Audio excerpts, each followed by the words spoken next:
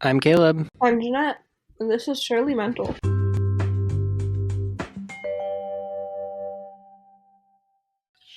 Quick disclaimer for this episode. We are only speaking from our direct experiences and understand that every hospital is different and everyone has different experiences. Our opinions may vary from yours, and that is okay. We do not claim that any of the following to be a one-size-fits-all situation. We'd also like to say that while our opinions may say that mental hospitals are in no way perfect, they are necessary if you are struggling with suicidal thoughts, and please call 988. If staying in a mental hospital is what keeps you alive, it will always be worth it. Hey guys, so no, I didn't abandon Caleb, well, only for 2 weeks. You can live on your own. I spent the last 2 weeks of February in an inpatient in a psychiatric hospital, or more commonly known as a psych ward or a mental hospital, or whatever you want to call it. It just so happens that both of us have been inpatient before, in the same hospital. We're going to share our experiences and ways these hospitals could improve to benefit their patients. So, what tea are you drinking, Caleb? I am not drinking a tea today. I am actually drinking spiced apple cider by Alpine. I'm getting in that fall spirit, even though spring is just beginning. Rebel.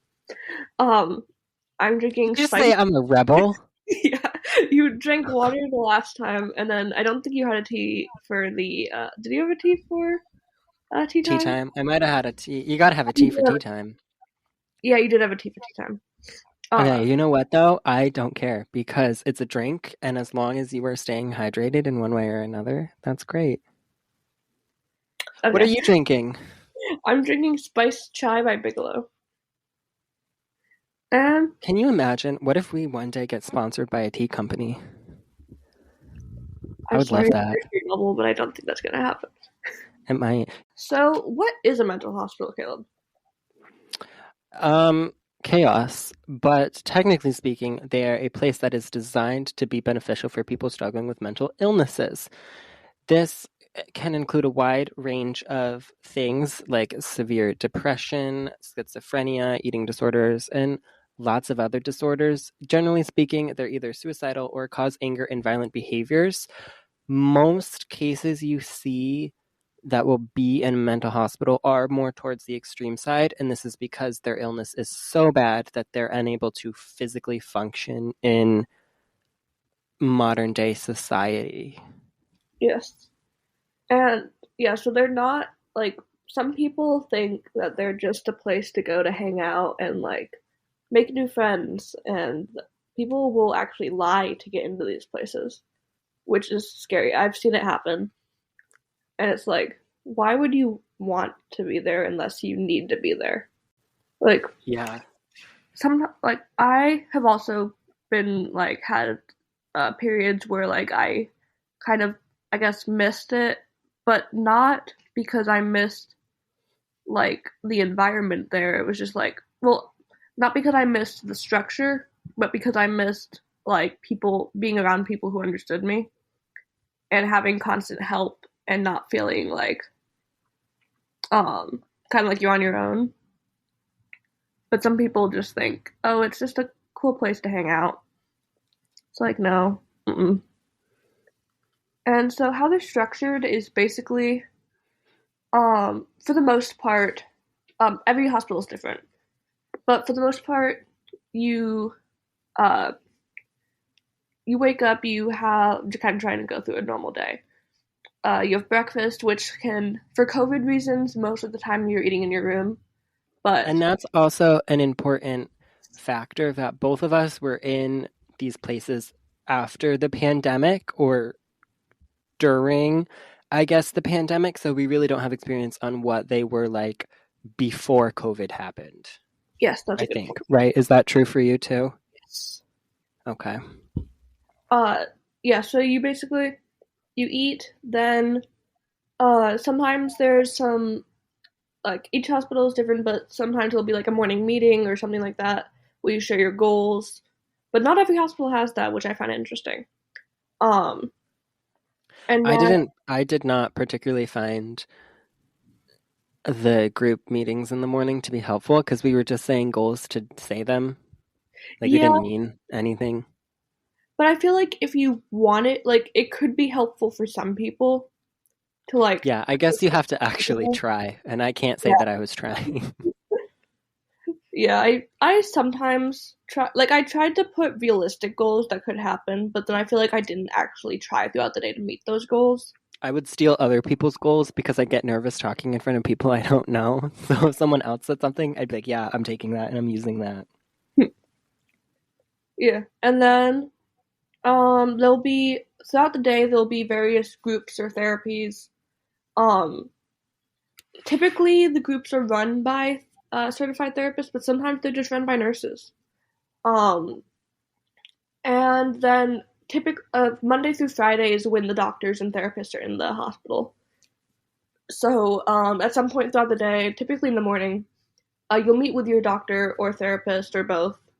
Um, well, you always meet with your doctor. Sometimes you'll meet with your therapist, and you'll basically talk about medications, just like how you're doing, how you think uh, your depression has been since you've been in the hospital, how you think it is compared to right before you went into the hospital, and their goal is just to kind of get you back into a state where you can function in normal society.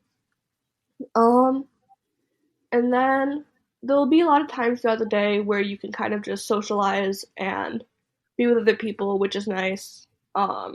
So you're not completely isolated, which I was worried that in when I first went into the mental hospital, I was terrified that it was just going to be like you were isolated your entire stay.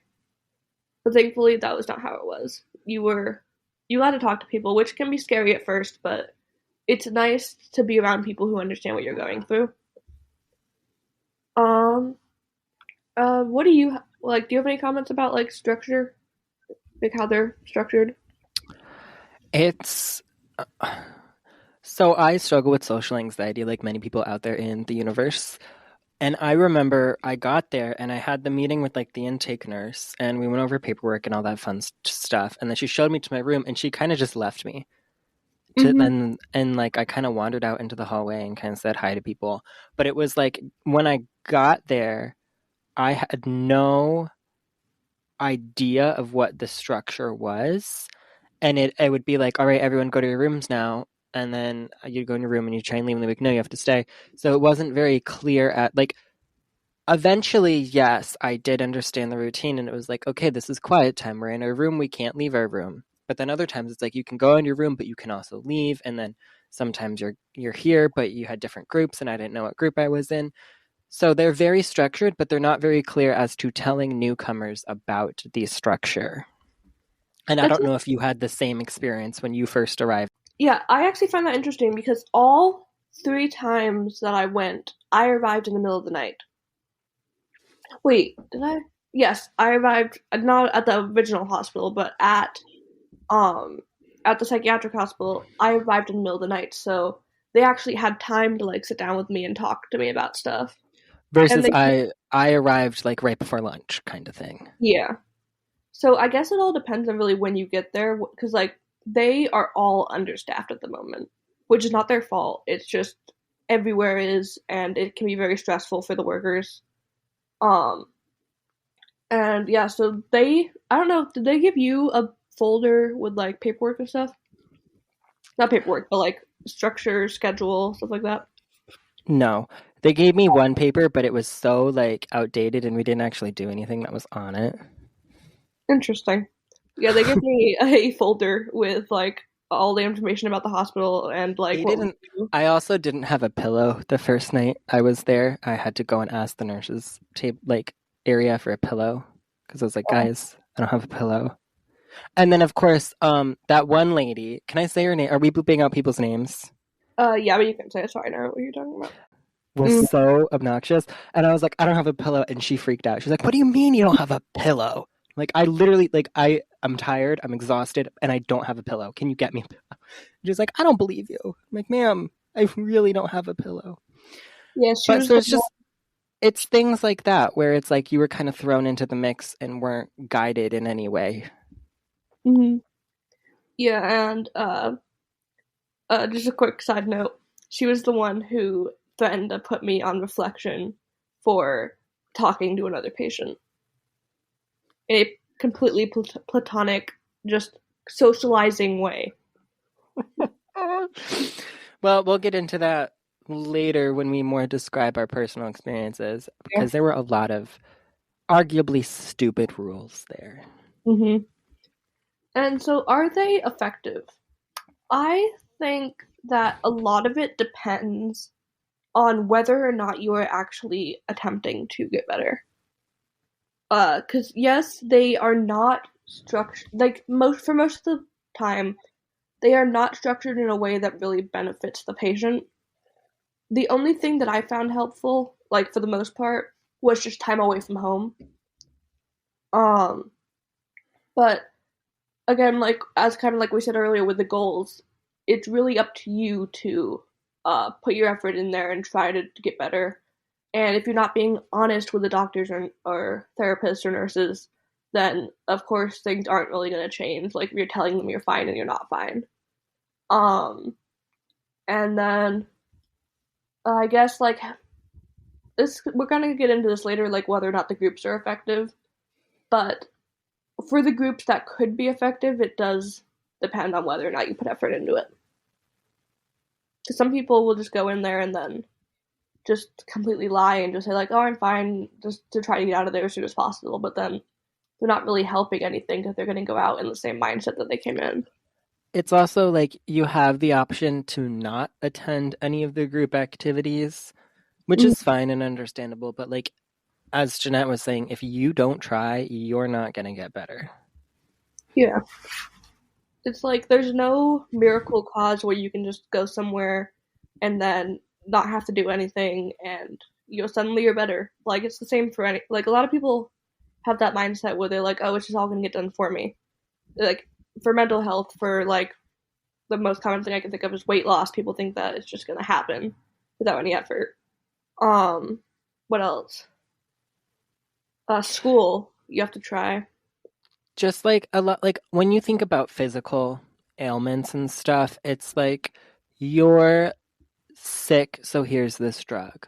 Or you broke your leg, so here's this cast. Or you ruptured your stomach, here's this surgery. Mental health, it's not exactly that easy. It's not, oh, you're depressed, here's this. It's, oh, you're depressed, what can we do about it? And you actually have to think about it and use your brain, which isn't needed in a lot of other kinds of, I guess, healthcare aspects. Mm-hmm.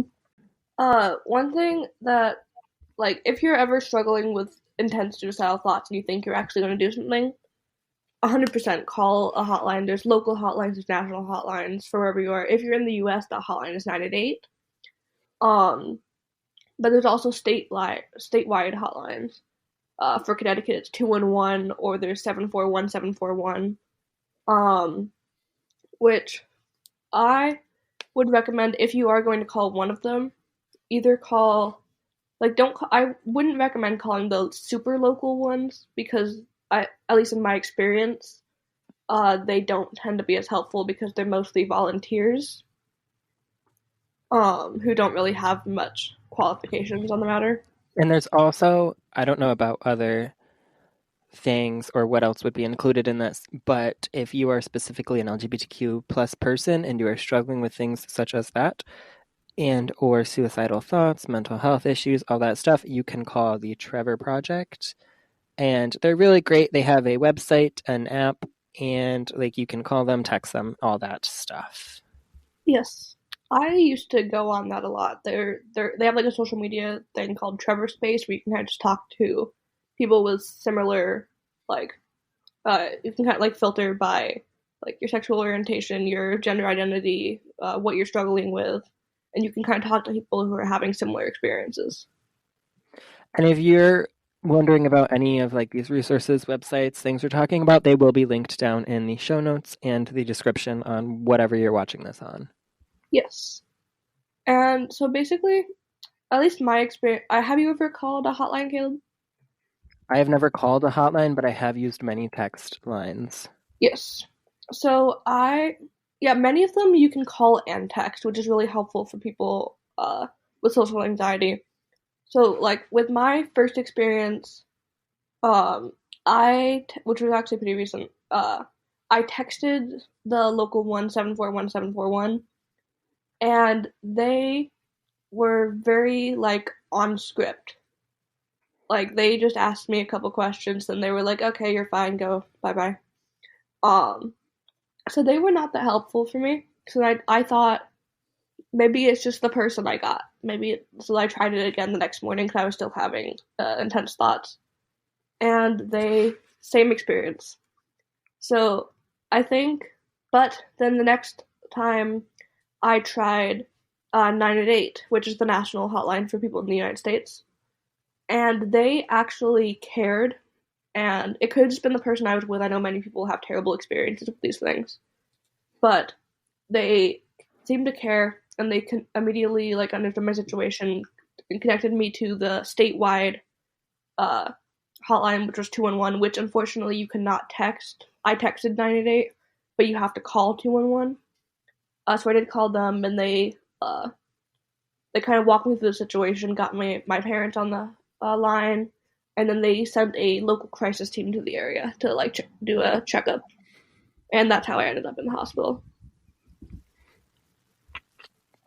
I will say hotlines aren't the best for everybody, and it pains me to say it, but like there are so many stories out there of you call the hotline, the police get called, they come to your house, and police aren't generally trained in mental health, and they don't know how to respond or react to mental health.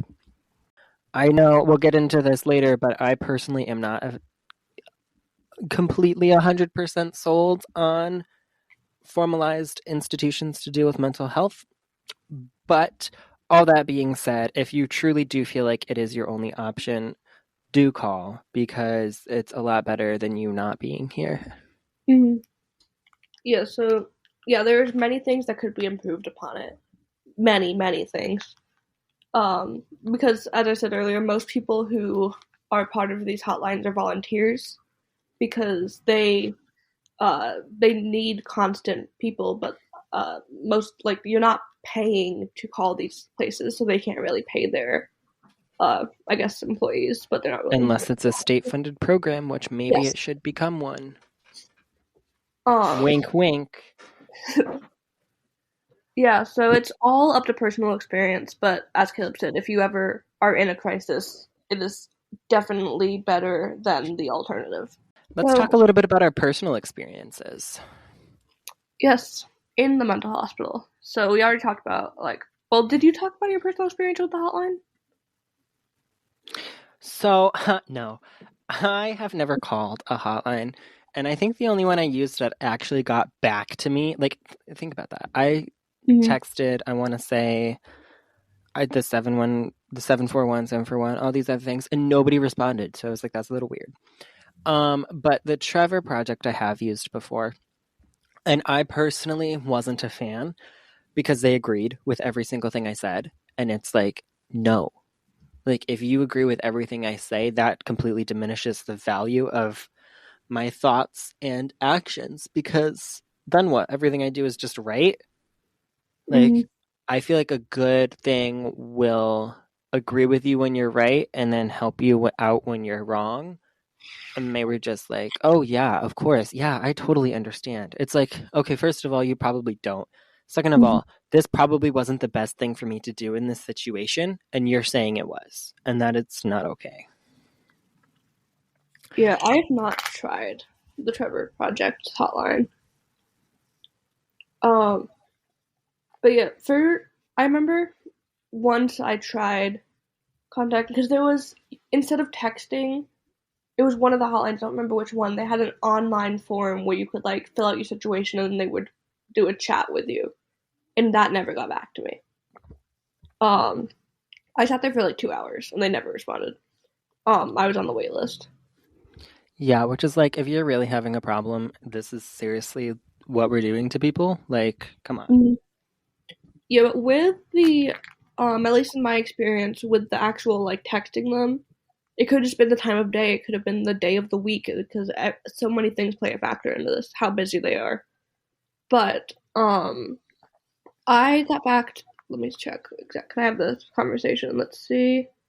They responded in uh 3 minutes, which was very short, much shorter than I was expecting.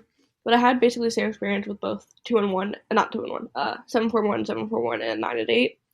So many things can play a factor into it. I was very lucky in being able to get connected to a counselor within a couple minutes.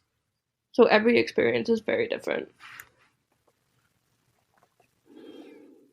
Yeah. Do you have anything else to say on the hotline subject? No, because we're going to talk later about how things can improve. Yes. So, what is it like inside a mental hospital? Do you have any like good memories, like helpful memories, or just something that like you fondly remember about it? Good memories. I met you, first of all. Worst memories meeting Caleb. I'm gonna go commit homicide. Jeanette will disappear off the face of the earth because she hates me and it really hurts Mhm. my feelings. No, okay, so I met you and that was fun, I guess. And then we were on the ground in the Mario Kart room. It was me, you, and the other guy. This is really difficult not saying names. It was me, you, and the other guy. And we were just sitting playing Jenga and we started talking about life. And that was, I honestly want to say, the most helpful part of the entire Mhm. experience because it was just people. Like they were peers. They weren't like in this hierarchy system of nurses, doctors. They were above me. They didn't act like they knew better than me. They were actually able to relate instead of just taking a college course to be able to relate. And Mhm. that was really nice. Yeah, I remember that. And the people are so nice. Like the I don't know, this probably isn't the case for everyone, but for me, like the other people that were in the ward were some of the most funny, amazing people I have ever met in my entire life. Mhm. And it's like the whole structure of society there is so different because like you can talk to someone and like they say it, but it's really true. It is a no judgment space. Everyone knows that they're going through something different, And it and really is. Sorry, keep talking. and like you can say things, and people aren't immediately just gonna be like, "Oh, don't do that. Don't do it for me." Like, oh, there's so many other options. People are gonna listen to you, and they're gonna let you vent, and they will like talk to you about how like they've maybe had similar experiences and how they've dealt with it. Um, and it can be a very helpful environment. Though some people do take it too far, and they will start talking about ways they've done things or ways they want to do things, and that can be very unhelpful. So there is still things that you should not say in a mental hospital to your peers. But it's this whole community oriented space. It's like we're all in this together. Most of us are here for the same situation and we're stuck until we leave. So we have to work together. And it's like you could literally just start crying and somebody would come up to you up here and be like, "Hey, are you okay?" kind of Mm-hmm. thing. Whereas if you were crying in like I don't know, a public space, people would stare at you like you're crazy. Yep. And it was the ability to adapt. I remember I was playing a version of cribbage with these group of guys and we didn't have cribbage boards and all that stuff, but we had a deck of cards, a pencil, and a paper, and we would like just physically write down the amount of points each person got. And it's like that was such a moment because it was like even though we're in this confined space with this lack of ability to do things, we're still adapting and finding ways to have fun and live life, I guess. Mm-hmm. Yeah, I think my love of cards probably started in the mental hospital because there's very few things that they allow you to do. Like they have board games, but they're normally locked away unless you specifically ask for them. But one And thing that is board always games, you really need a group of people to play with, and sometimes you're just alone. yeah, but then cards is like you can play alone, you can play with two people, you can play with three people. There's so many different options. And then like now I like almost every single day I play cards with my dad because it's just like something that I've grown to love And then again, like as you said, if you're alone, there's solitaire. There's many different kinds of solitaire games that you can play by yourself. And then like something that I in the mental hospital when I was like, there were times when you had to be in your room alone, like Caleb said. So I would just make up some random game that was typically normally just completely trans related. But then I would get like mad if I lost, even though I had no control over winning or losing. So it's like word activities. But that being said, not everything is unicorns and rainbows. There are some sad and scary moments that happen in psych wards. I know for me there were two times I remember. The first one was the first time I ever heard a code get called, and they had to pull out the restraining chair, and I was like, "This is crazy." Like, this is crazy. And then we all had to get ushered away, go sit in a dark room and smell essential oils for our health, self-care, am I right? But the other time was one of the few times I almost like couldn't handle it in this place. And there was the young guy was in a room next to mine, and I don't know what happened. It sounded like a nightmare to me. But then I woke up the next day and everyone was talking about like he had a seizure. So I don't know. He was making noise, freaking out. Nurses were freaking out. Everybody was running. People were like running by my room with shots and all that fun stuff. And I'm like, this is scary. Like, first of all, this is a scary situation to anybody and anyone. Second of all, this person is like 9 years old. They should be at home with their family. Yeah, it's so sad how a lot of people who end up in these situations are so young. And it's like, I thought, like, when I think about it, like, my depression did start at a very young age, but it was not to the point that many of these other kids are suffering with it. And it's like, when I was just recently admitted to the hospital, I was in the emergency room, waiting room, and there was he had to be like 11 years old, and he was just sitting on the floor crying with his sister about how he wanted to kill himself. It was like, I almost started crying because, like, I was already kind of crying because of personal reasons. But, like, I wanted to, like, cry even more because, like, this kid was just, like, he has such a long life to live. And it was just like, what have you, like, these kids have been through things that I could never even imagine. But here's what, like, do you think the college kids that are in the ward are thinking the same thing about us? Probably.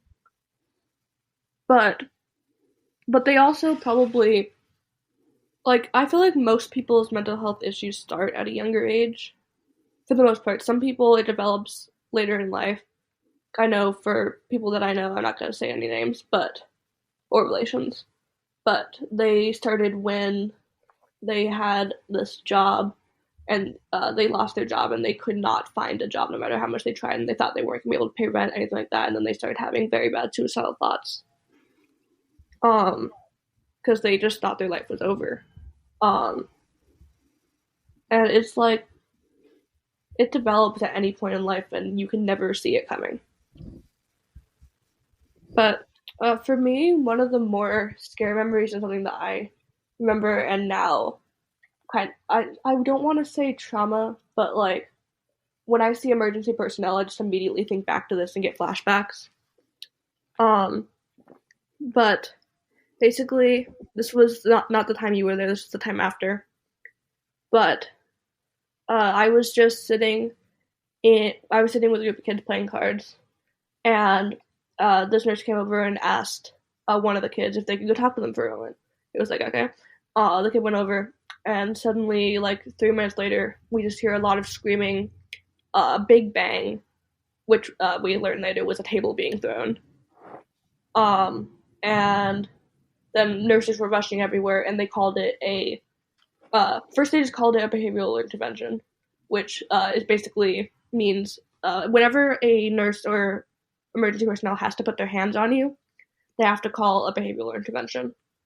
But then after, the nurses rushed back and called an urgent behavioral intervention, which means that, like, I know you know what this means, but I mean, like, for people listening. Yeah. Um, it basically means that it's really bad and they need people there as soon as possible from other sections of the hospital.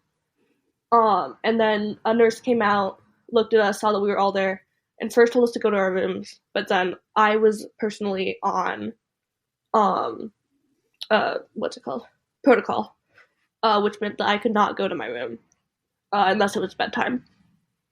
And so I was like, I can't do that. Also, my room and many other people's rooms were in the hallway that this event was going on in. So instead, she just like went to go talk to another nurse, asked what to do, and then the other nurse came over and told us run to like the room on the far end of the hospital.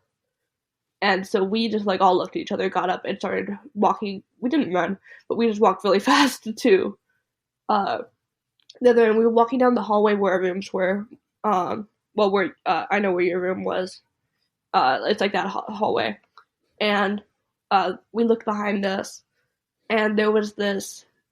She was, I think she was 13, maybe 14, but she was just being carried by um like four EMT, not EMTs, but like nurses with I guess security guards. They were security guards, and she was being like she was completely lifted off the ground. She was struggling, and she was screaming, "They're hurting me! They're hurting me!"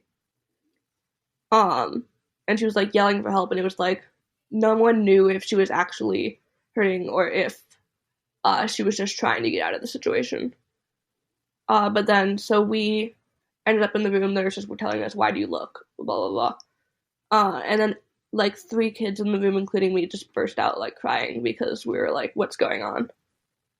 Many people, it brought back flashbacks to other events in their lives, and it was like for me, I was like, I don't know why I'm crying. It's just like that was terrifying. Um, It's yeah, also like you may look at this and be like, that's a special circumstance, but it's really not. I mean, codes happened daily there. mhm. People were screaming daily. People were being tranquilized daily. It's like, no, this isn't that special. And as sad as that sounds, it's Yeah, true though. yeah. Um, at the first hospital I was at for the first two times, codes typically happen more often in the adult area. So like they were called a lot, but we didn't see them that often. Normally, when one was called, it was for like sometimes there was like a fight breaking out, or um, someone was trying to hurt themselves, or something like that. But I think this was the only time an urgent behavioral intervention was called in our unit. But we heard them a lot, and we heard stories of them from the adult area. But then the second hospital I went to this past time, um, they separated us by age. So there was the younger kids, and then there was anyone over the age of 13. Um, but we were right next to each other. And the younger kids, many of them were there for disorders that cause like anger and violent behaviors, and they had codes called all the time on them. And then there was a couple kids who uh, there would be codes called a lot, and it was like it was a completely different environment because a code was actually called on us, like at least once a day. And annoyingly, it was normally in the middle of the night, which was unfortunate for those trying to sleep. But you can't really control when these crises break out. Mhm. Like for the people involved, they don't really have much control over it. Especially, It's well, not like, oh, okay, it's 3 o'clock. I'm gonna freak out right now. It yeah. just happens. Hmm. And it can be scary, especially for like I remember we would talk about how people with anger disorders uh tend to feel loss of control when it happens, and it's like while it's scary for us, I understand that it is 5 times as terrifying for them when they're going through it or when they're thinking back to it and thinking like, why did I do that? What happened? Um, and yeah, it's like everybody's experience is so different, and I don't know, it's scary a lot of the time in there. Um, But there are some things that can help you with the fear, or in theory, should help you dealing and coping with all these different emotions, and that's therapy. So there were different group therapy sessions that we had, sometimes with a therapist, sometimes with just a nurse, usually with a therapist, and we would do different activities like coloring or sticker by number or talking and worksheets and hangman and all those kind of things. What was your experience like with these therapy sessions? Um, so like as we've said, every hospital is very different. So for my first experience, all the group therapy sessions they happened decently often. Um, and they were a lot of the times just like for the therapy focused sessions, they were we sat down and the nurse had like a topic and we kind of just talked about it a lot, which it could have been more helpful, but I feel like it was more helpful than the groups, in my opinion. Um, because I personally find it helpful to just talk about stuff. Even though I didn't talk that much, sometimes just to hear other people talking and hear that other people are having the similar experiences to you can be helpful for me. But at the same time, when I think about when the therapist would actually meet with you personally, they had like 5 minutes, and it was not therapy. It would just be like a quick, even sometimes it happened in the hallway, like a quick, hey, how are you? I'm good. Okay, on a scale of 1 to 10, this. And it's like, are you eating okay, sleeping okay, pooping okay? How And you that doing? was it. That was your therapy session. Yep. And like I understand that they only have a couple therapists and that they have many jobs to do and so much work to do. But it's not always their fault, it's the system's fault for the way it's designed. And they need like more to hire more people so that they can actually sit down with you for like I feel like at least 20 minutes should be dedicated each day to just like meeting with your therapist and actually talking about stuff. Because I personally find like therapy now that I'm out to be very helpful just to kind of like get out what I'm saying and have someone listen. But what's your experience with like therapy in or out of the hospital? So in the hospital, it was kind of lackluster. It kind of felt like it was there because it was required to be there. Interestingly enough, I never left the hospital with an exit plan, so we actually had to call like around for therapists who would take me, and almost nobody would take me because it was like a huge risk because I was just out of the hospital. So we actually had to find our own therapist, and I did find one who was okay, and then I switched. She was okay. I am currently not in therapy, and I do feel as if that was the right decision for me because I'm not experiencing too much going on mentally health wise, if that makes sense. And then, so each day, there would typically be around like 4 or 5 a day on the weekdays. There were groups which were typically led by a therapist, but they weren't therapy related groups. They were typically art related things, or sometimes we did aromatherapy, or which I found really interesting because I ended up taking that out of the hospital and doing it a lot. But there were also groups that were not helpful, at least for me. Everyone's experience is different, which it was just like we would just sit and color or stuff like that. Remember? Remember the meditation one? Yes. And it Like, was just me and you, and I wanted to leave, and you wanted to leave, but we didn't know that each other wanted to leave, so we sat there through the whole thing. it was like I don't mind meditation, but I don't like guided meditation. And then the lady was like, did you find this helpful? And both of us were like, no. Like, can you leave? Yeah, because we had not really talked yet. Yeah, So and we, it was the kind of thing where it was like we were sitting on opposite ends of the room. The lady was doing the guided meditation, and I was thinking because I'm like, if I leave, the session's gonna end because it can't be just like one in one, like safety Mhm. reasons and all that stuff. So it's like if I leave, the session's gonna end, and I don't know if Ginette is enjoying this, and I don't want to leave and then her to have to not finish this meditation session. And I'm pretty sure you were thinking the same thing. I'll be honest, I was not thinking the same thing. I was just thinking, Okay. I was just Because thinking that's why I stayed. Because everyone else in the group left, and it was just me and you, and that's why I stayed. Because I didn't want. Which I'm like, that is such an awful like people pleaser aspect about me. yeah. I didn't even think about the fact that it would have ended if I got up and left. I just thought that I didn't want the nurse to think that I was disrespecting her in any way. I don't think she enjoyed it either. I think she was doing it because it was her job. hmm Like I didn't want to come off as rude.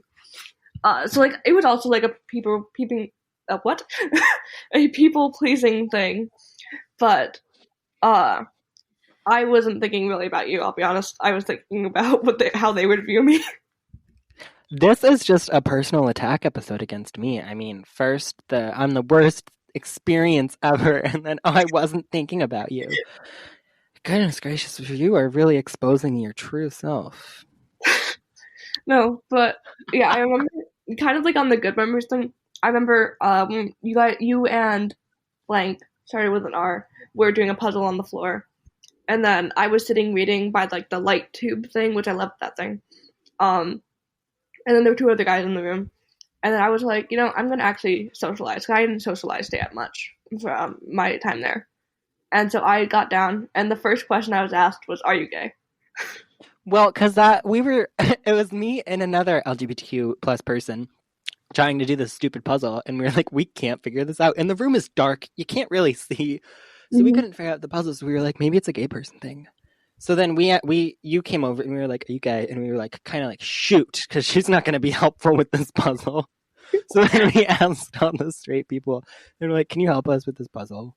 We never did finish the puzzle, but No, but like it's it was fine. like it wasn't just the puzzle. It was like we couldn't figure out if pieces were edge pieces or not.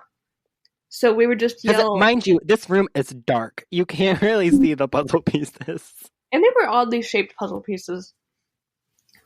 Maybe it wasn't. Maybe we were just really stupid and tired and freaked out. But it was a Maybe. really hard puzzle. But yeah, we were like, we couldn't figure out if a piece was an edge piece. So like, you or blank would just yell straight people, and both would just come rushing over. They Um, completely played into this joke thing. Like they didn't question it one bit. no, They were like, "At your service." I was like, yeah, "Yes, thank you." we were like, you're straight. Can you tell if this piece is straight? And And then uh, whoever I don't remember the nurse or therapist or whoever was watching us. She didn't care. yeah, which was kind of nice. It was like she let us have our like enjoyment. Um, like a lot of the nurses, they're like, once you were having like the slightest bit of fun, they were like, no, this has to end. But Yeah, like, but then you get those few that you can completely cuss each other out at Wii Bowling, and they really don't care. mhm. I remember the one lady who made us like, my roommate at the time changed some of the names on the Wii's to inappropriate names, and like all the nurses were fine with it. But And then then this one nurse was like, "That's not okay." And we're like, "Excuse me, we are all like old teenagers. Let us do this." mhm. It's like it's not Like, hurting whatever. you. We're not like we weren't doing offensive words or anything like that. It was just No, like they were just they were not child friendly names. no, but there were no like this wasn't at the time when there was an 8-year-old in there. Like everyone was over the age of 13. People knew it was No, and typically we kind of when this kid did come, we kind of dialed down like the swearing and all Mhm. that stuff because he is a kid and that is respectful, even though we did get yelled at for making fun of him because we were trying to do a therapy session and he pulled out a bunch of Legos and sat right in the center of the room and started playing with the Legos. So Mhm. we were like, "Can you leave?" And he was like, "No." And then we got yelled at. I didn't do that. That being said, I remember I almost cried that night because I got yelled at, and then the guy that came to talk to me about it was like this southern guy, and he had a really strong southern accent, and I couldn't understand a word he was saying. And I was like, "Are you threatening me? Like, I don't know what is going on." But one memory that I remembered just now was when it's I guess it's kind of on the topic of living conditions of like what the rules are. Someone complained like we would be like talking a lot about like sexuality, gender identity, stuff like that. Because it was something we could all relate to, and most of us could relate to in the ward at the time. Yeah, and it was nothing. We weren't like making fun of people. We were completely just like talking about it, talking about our experiences. And then Hmm. someone went up to a nurse. We don't know who it was. and complained that we were offending them by talking about our sexual identity. Which then proceeded us to go and interview every single straight person. And was like, was it you? And like, but maybe that wasn't the best thing to do. but yeah, someone complained about it, and then it became a banned topic to talk anything about sexual identity or gender identity. Which, whatever. But it was Yeah, frustrating. it was very frustrating because it was like you could just in a general conversation just make like a gay joke, and And then people would laugh because most of us are gay. And it's like, this is so good. We're relating. And it wasn't like bad or sexual jokes. It was yeah. just like a joke. Hmm. I can't think of any off the top of my head, but like it was just something like we weren't being offensive. We weren't like even like the straight people got it and they were like laughing. It was I know, just I really don't know who it was. And it still kind of bothers me to this day. Mhm. Like, Part of me you. thinks that no And one then actually about it, and it was just the nurses that were getting annoyed about it. I know, but it's like somebody lied. Because, like, if someone did complain, like, I asked them all, I was like, hey, was it you? And they were like, no. I'm like, well, one of you is lying. So work on that yourself, I guess. Yeah. But so living conditions were interesting. As I said earlier, I didn't have a pillow when I first got there, and my curtains were a disaster because they were like Velcroed up there, kind of, and they fell down, and I wasn't tall enough to get them back up, so I didn't have curtains for the longest time. And the showers are not the greatest. And yeah, the overall living conditions are weird because you have checks like every 15 minutes. So they like open up your door and they're like, hey, you alive? And you're like, yeah, I'm doing fine. And that can be really awkward if you're in the bathroom or taking a shower at the time. Hmm. I remember sometimes I would be in the bathroom, like I would time my bathroom time to make sure it was right after they left. Yeah, because you don't want to be mid plop and Yeah. pooping and they walk in. And so I remember for like a couple of days, I was so constipated, like I could not use the bathroom. And so I would be in there for like 20 minutes until they would come in like multiple times. They'd be like, stick your head out, blah, blah, blah, because they thought I was like hurting myself. And I was like, no, I'm fine, I promise. Well, this is kind of a graphic-ish story, but I had to drink a bunch of charcoal when I got to the hospital, and my poop was black and dry and like ashy for like 3 days. That's odd. They didn't do that. Didn't happen to you? No, Oh, did you have to drink charcoal? no. Okay, well maybe that's why. Um, But yeah, yeah, so that was fun.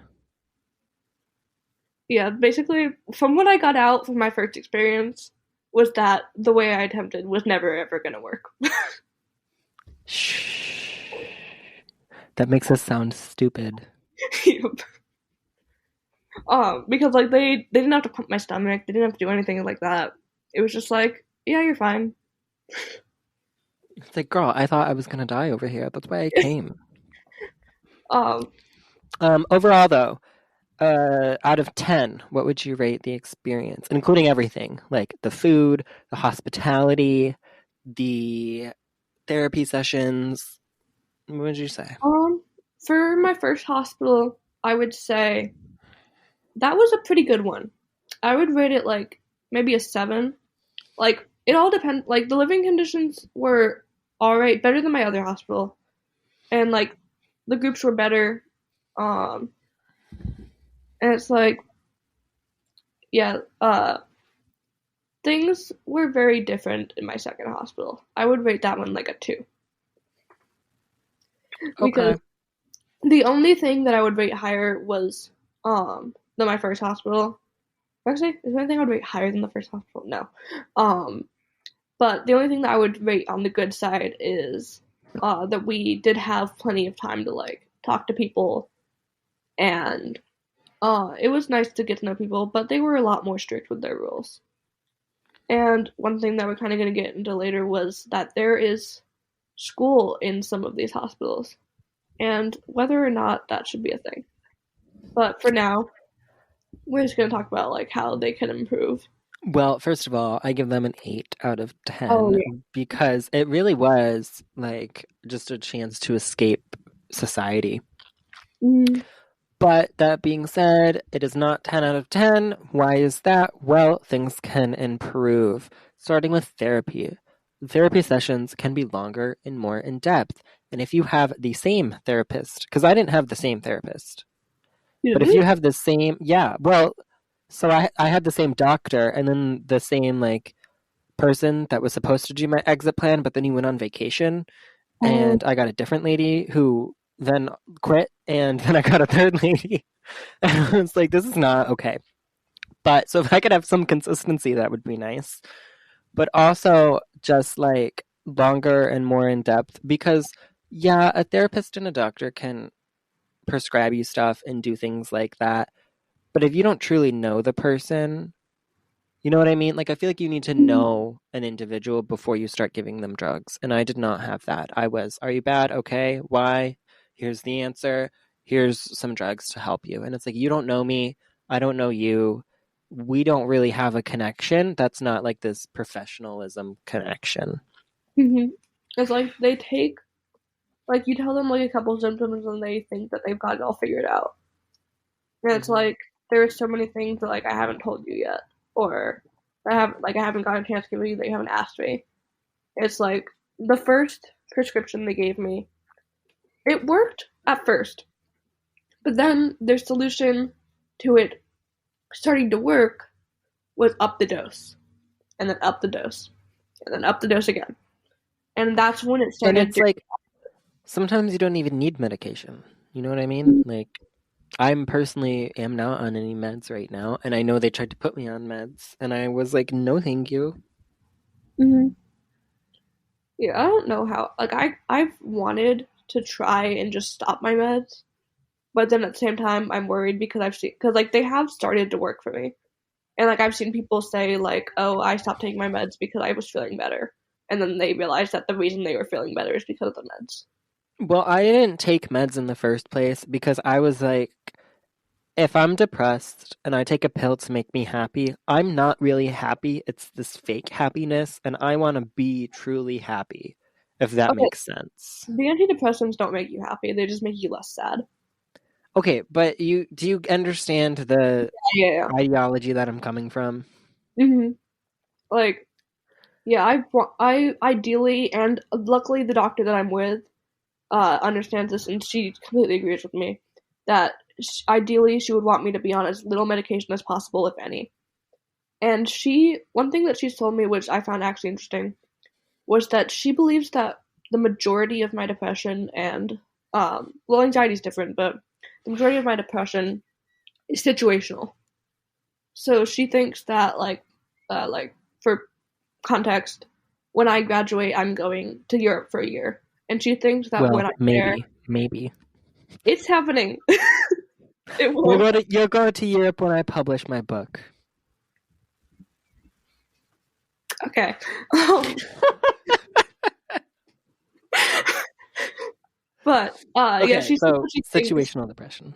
Yeah, she said that she thinks that I won't even need my meds when I'm there because the situations that cause me depression and partially my anxiety won't be around. Like I Hmm. won't. Lots of it's school related. That won't be a thing anymore.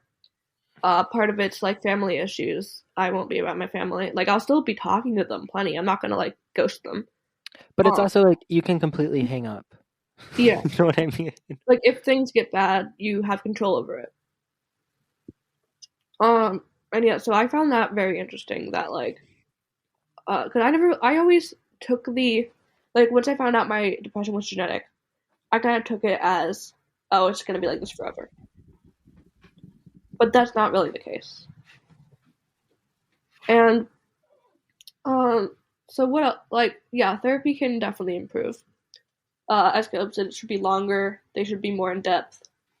Um, and then groups can also very well improve. But it's all hospital. Like the first hospital, the groups actually could be helpful. They were very focused on getting better. Like even the art things, it was always like uh, there was a reason for everything we did. But the second hospital I went to, the groups were just sitting down and doing coloring pages with no focus at all. And that's when Yeah. it becomes this needs to improve. But that can also be part of the whole, like, if you don't work on it yourself, you're not going to get better.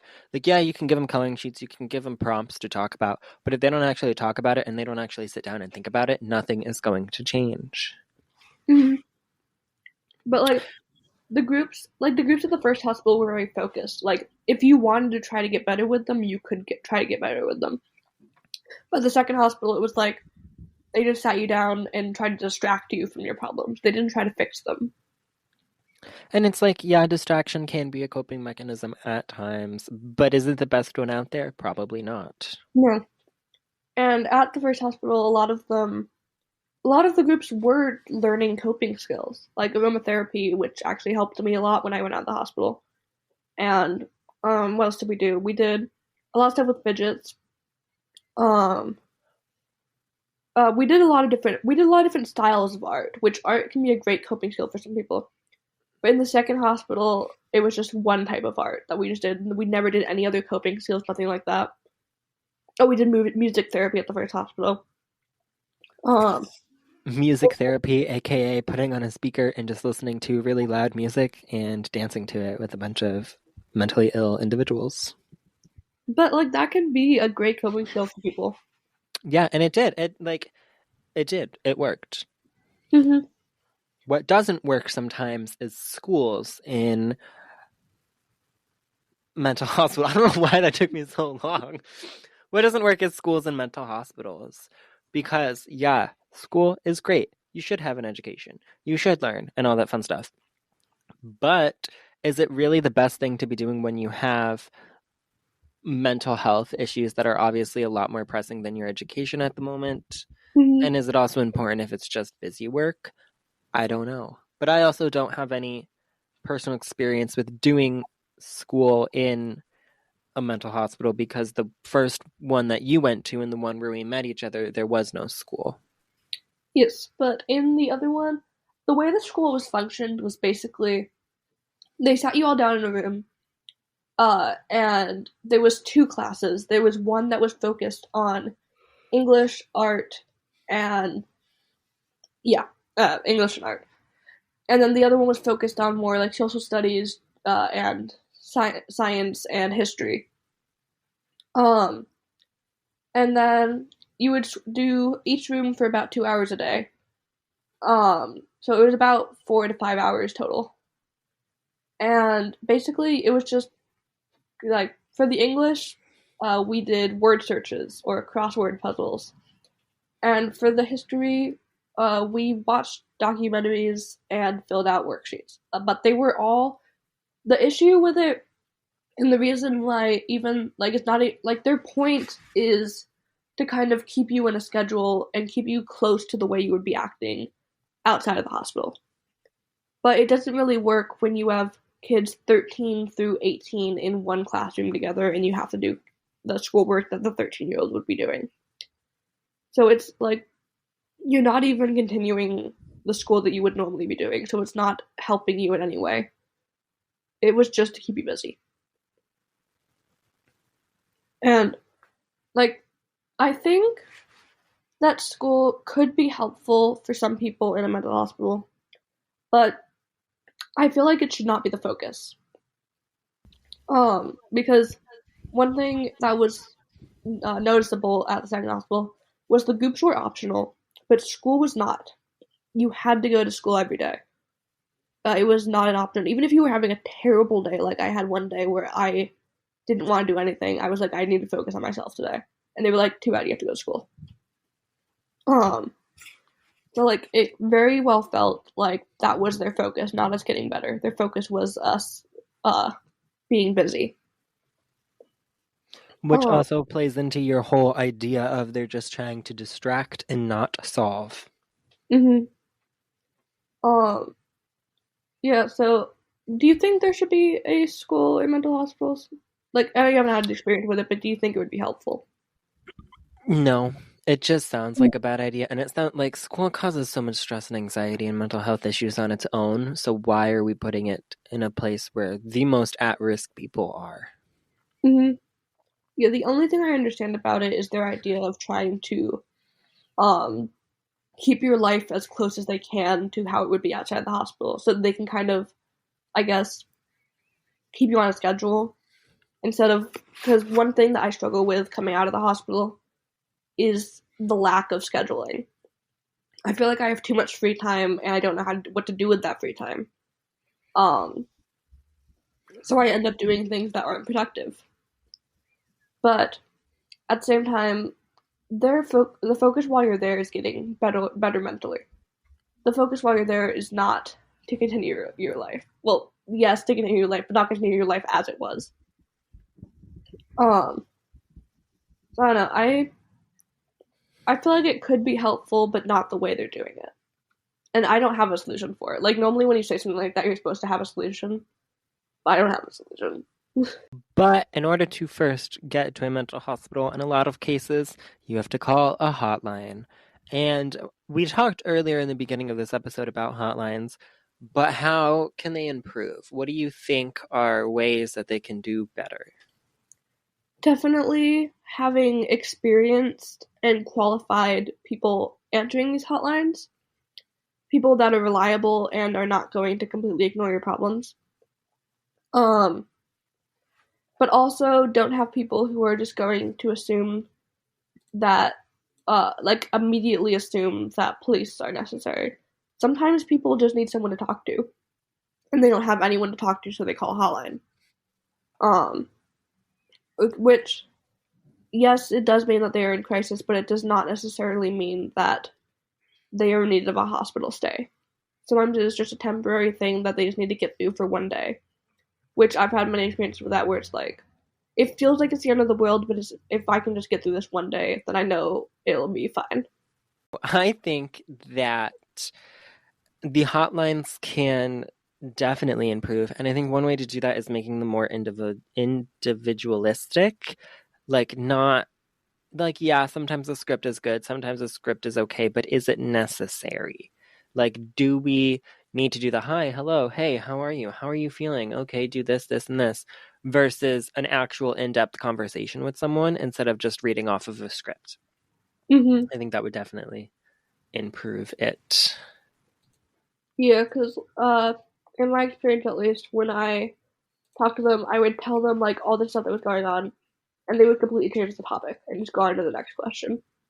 It's like, did you even read what I was saying? And this Yeah. then we say like they would. I feel like they just skim it and look to see if you are in crisis or if they think you're in crisis, and then they just move on to the next question. They don't actually like respond and say like, "Oh, what's going on? Are you okay?" All this kind of stuff. They just care that, like, I guess it's good that they just care that you're okay, but at the same time, like, that's not what I needed at the moment. So we kind of already talked about changing the focus of mental hospitals to like be very more uh, treatment focused and less distraction and school focused. Do you have anything else to add about like changing in focus? Just making it more focused on your mental health and relationships with people and less of cookie cutter. Oh, you have to do this and this. And it's like, or, oh, yes, this is how you get better. Like, no, it's not. It's literally different for everybody and it's going to be different for everyone. And that's important to recognize because it is not a cookie cutter scenario. Mm-hmm. And lastly, like we do have to point out that they are trying their best. Like the employees are trying their best for the most part. And like, what are the things that they do well? They try their best. They do the best of what they can and they make the best of all the situations. I feel like a lot of the times the staff really are trying to be comforting, Mm-hmm. but is it the easiest thing to do when you're in a system such as the current healthcare system in the United States? No. So I think they really try their best to make it personal, and I just don't think it's that easy to do in real life. Mm-hmm. And yeah, a lot of the things that they do well that do have to do with the employees. Uh, at least from my experience when I've talked to the employees, lots of them have struggled with mental illness in their past, and that's why they go into these careers, because they want to help people who struggle with the same things they do. So they actually want you to get better, but a lot of the time they don't have the power to change things and make things better when they could be. Yep. And also things they do well, like they do well at I like how they kind of try to keep you disconnected from the outside world, like as much as they can. Like they limit phone calls, they limit all this kind of stuff, which can be annoying at times when you want to talk to people.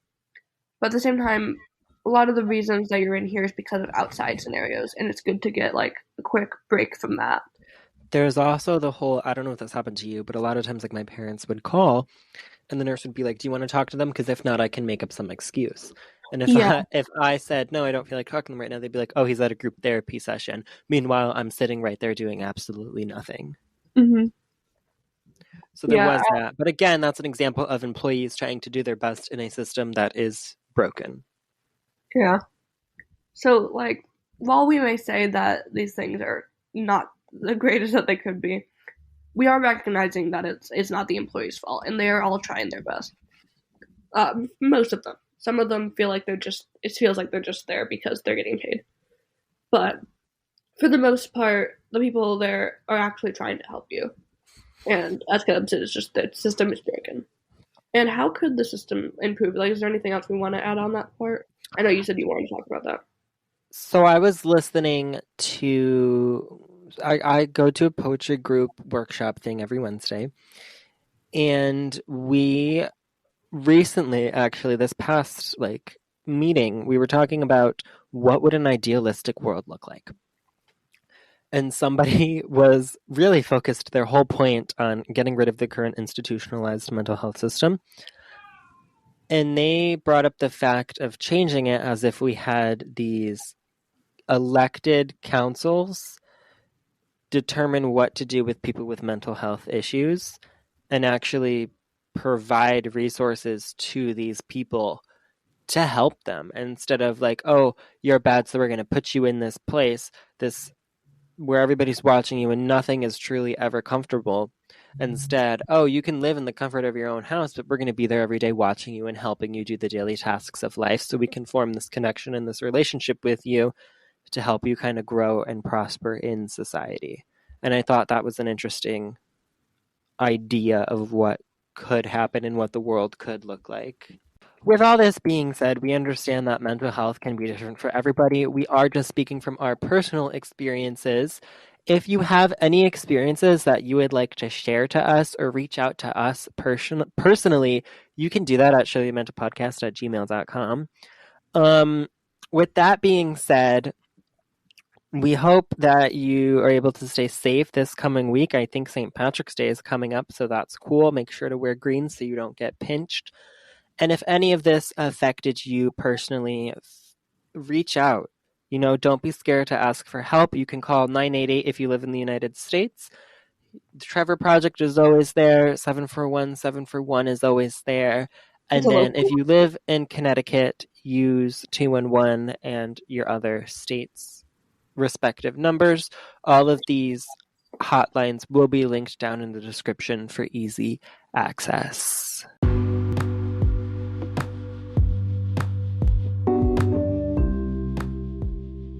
Thanks for tuning in. Surely Mental is a weekly podcast released on Mondays at 3 p.m. Don't forget to follow us at Surely Mental Podcast on all socials. This is Caleb. And Ginette.